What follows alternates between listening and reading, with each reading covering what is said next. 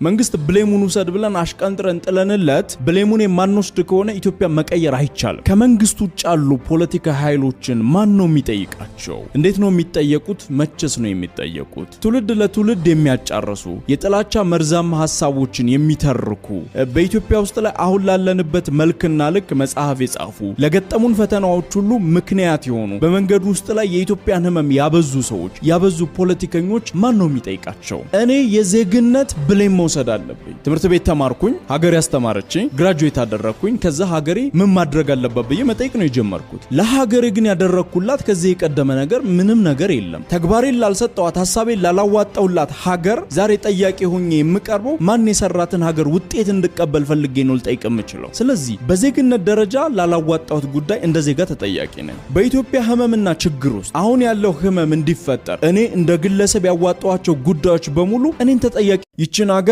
እንደ ውሃ መዝጊያና መክፈቻ እኔ ነኝ የምዘጋት የምከፍታት የሚል አስተሳሰቦች እዚህ ሀገር ውስጥ ላይ እድል ፈንታ ሊኖራቸው አይገባም።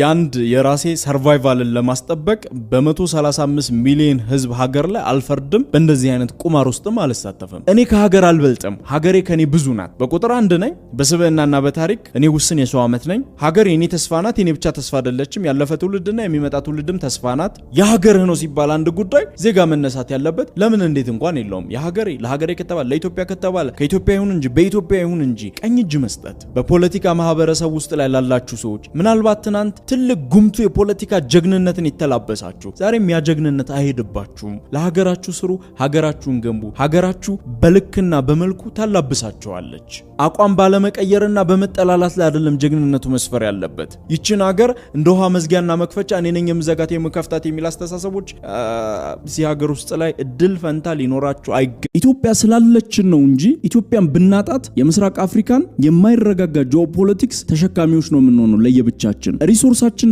በረጅም እጅ የሚፈልጉ አካላቶች ያለማንም ከልካይ እኛን እያባሉ ሪሶርሳችን ሊበሉ ሀገራችን ውስጥ ሲመጡ 24 ሰዓት አይፈጅባቸውም። በፕሮክሲ ዋር በውክልና ጦርነት የሚያሳብዱን የኢትዮጵያ ጠላቶች ፍላጎታቸው በሰፈነ በማግስቱ እያንዳንዱ ፍላጎታቸውን ዛሬ የኢትዮጵያ ዕዳ የመሰለንን የግለሰብ ዕዳ ሊያረጉብን ቅጽበት እንኳን አይፈጅባቸው። ታላቅ ካንሰር አለ። አማራና ኦሮሞ አብሮ ሲቆሙ ምን እንደሚያገኙ የሚሰብክ ሰው ጥቂት ነው ወይም የለም። አማራና ኦሮሞ ሲለያዩ ግን ምን ሊያገኙ እንደሚችሉ የማይገኝ የተስፋ ዳቦን የሚሰብኩ ፖለቲከኞች፣ የሚሰብኩ አስተሳሰቦች እዚህም እዚያም ብዙ ናቸው። የትኛውም ሀገር ፓወርፉል የሆነው ከኮኦፕሬሽን በመነሳት ነው። በመለያየት ታላቅ የሆነ ሀገር በዓለም ላይ ልጠሩልኝ አትችሉም። ልዩነት ብለን የምንቆጥራቸው ነገሮች በሙሉ ብንመለከታቸው ብዙ ቋንቋ ያላቸው ሀገራት የብዝሃ ቋንቋ ቱሪዝም አዘጋጅተው ኢኮኖሚ